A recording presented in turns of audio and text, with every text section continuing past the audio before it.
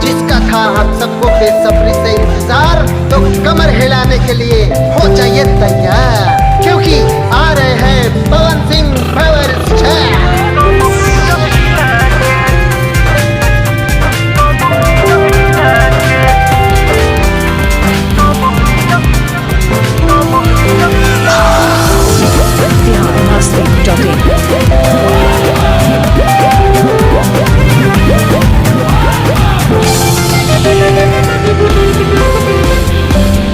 ये है असली बाबा के परसादी, खाके देखा दहिया में फुर्ती ले आती।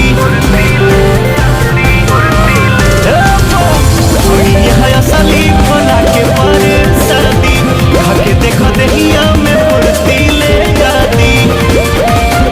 गजा पिया तो में खैनी मिला के, गजा पिया तो में खैनी मिला के, नचाए कंवरिया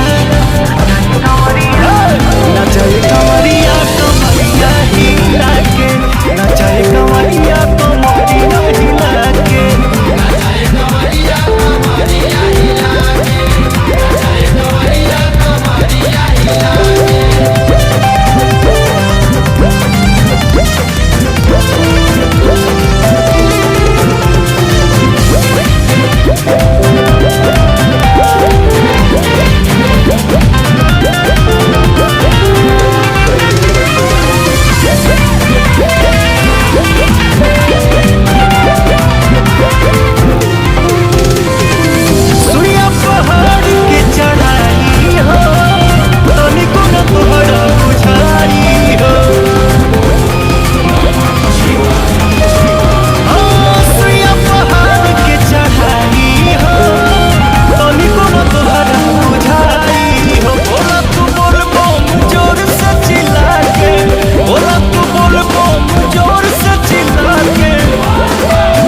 नचाए कंवरिया,